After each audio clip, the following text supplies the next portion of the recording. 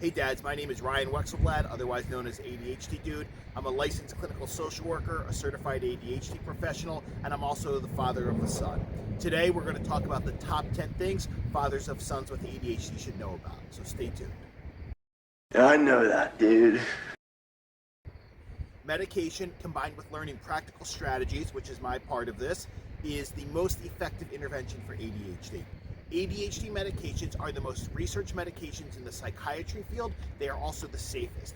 And if it has been recommended for your son that he start on an ADHD medication and you're saying no because you have not done your research or because you've received misinformation or opinions from a family member who tells you, he shouldn't take that, I want you to understand that your son is not learning to the best of his ability. It could be affecting his social relationships. He is more at risk for substance abuse problems later on, more at risk for accidents. And really what we know is that for individuals with ADHD who are unmedicated, they are at risk for a much more challenging life ahead of them, okay? ADHD medications are safe.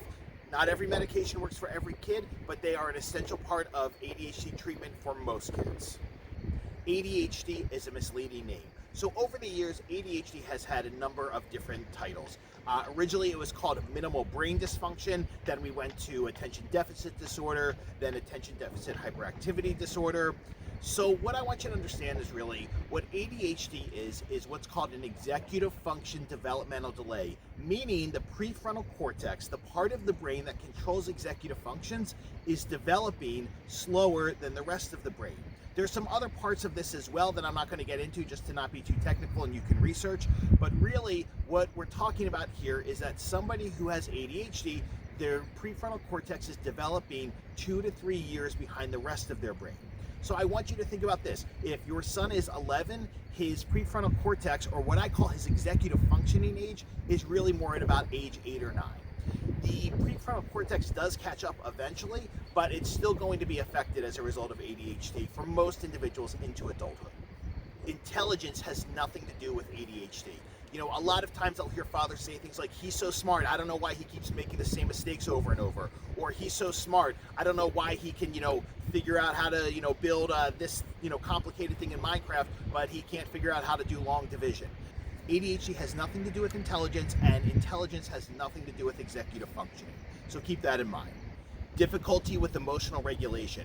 If your son has difficulty controlling his emotions sometimes, if he tends to be overreactive, understand this is a really normal aspect of ADHD. It is more prevalent in kids with a more impulsive profile of ADHD. What I want you to understand is that his emotional regulation skills are not going to improve through punishment or lecturing or anything like that.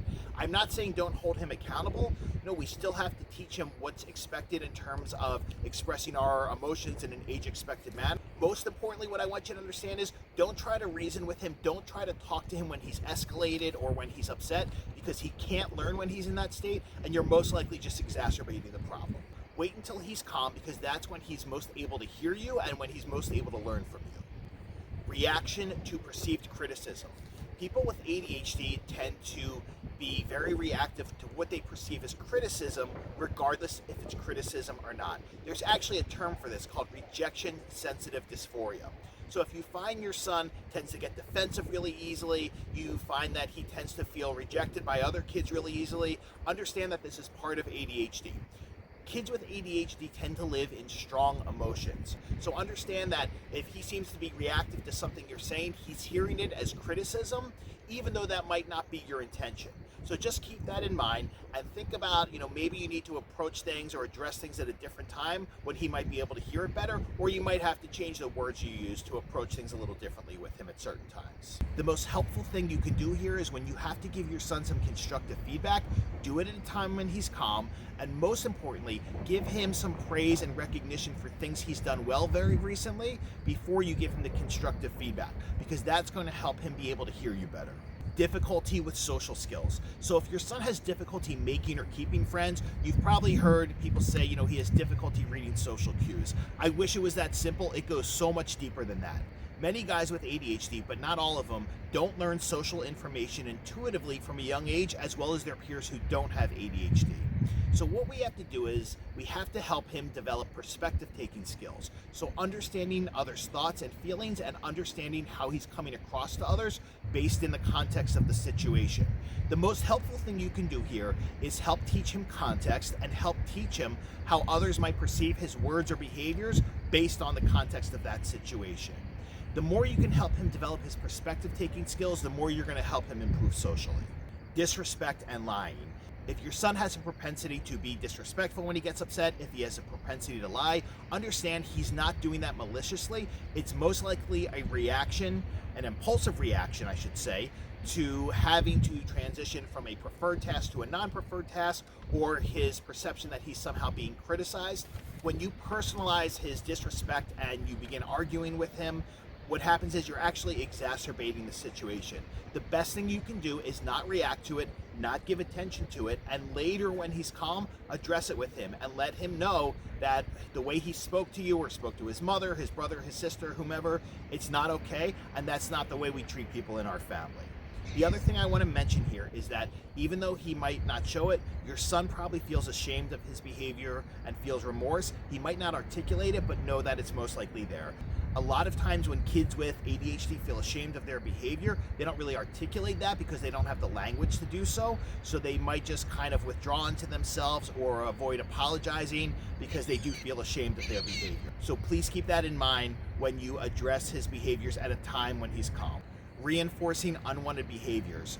One of the things I see fathers of guys with ADHD do a lot is they reinforce unwanted behavior. So whether it's provoking a sibling, whether it's doing something that's annoying to get attention, when you react to these things, you're sending your son the message that if you behave this way or if you do this, I'm going to give you attention. And remember, for a lot of kids with ADHD, negative attention is better than no attention, so he'll take what he can get from you. What we want to teach him is that he can get attention in more positive ways and more constructive ways. Difficulty sustaining attention to things that aren't interesting to him, and the ability to hyper-focus on things that are really interesting. One of the things I hear dads say a lot is, I don't understand why he can't, get through a chapter of this book he has to read when he can, do Legos for 3 hours, or he can, work on coding for all this time, or play basketball outside in 20-degree weather. The reason why is the way the ADHD brain works is that you can hyper-focus on things that are interesting to you. You can pay close attention to details of things that are interesting, but you have difficulty sustaining attention to things that are not interesting to you. I know this is frustrating for a lot of fathers, but understand this is really what ADHD is at its foundation, along with difficulty with self-directed talk, what I call brain coach with kids. So if you ask your son why he did something and he says, I don't know, he really might not know why he did something because he wasn't having an internal dialogue with himself, before something happened. And if you say to him, think before you act, that's unrealistic. If he could think before he acted and have that internal discussion with himself, he would. He's not able to do that yet. Okay, so please refrain from saying think before you act, and please don't criticize him for the fact that he can sustain attention to things that are interesting for him and has difficulty sustaining attention to things that are not interesting, because that's the ADHD brain. This one I save for last because it's most important. It's the one I want you to remember the most. Guys with ADHD tend to respond really well to praise and recognition for specific things they've done. There's even a term for this called recognition responsive euphoria. The best thing you can do to help your son is give him recognition for things that he's done, whether it's things that required some resiliency, it's things that required him to put some effort into, or even just simple daily, household chores like, bringing a dirty dish to the sink. When you give him recognition for these things, as small as they might be, that helps him feel good. And it helps him to understand he can get attention from you, and positive attention, by doing small things like helping out around the house. So don't take it for granted how important this is. We tend to focus on kids' negative behaviors and not give them enough recognition for really small things, but that's what's going to build up his self-confidence, and that's what's going to help your relationship with him as well.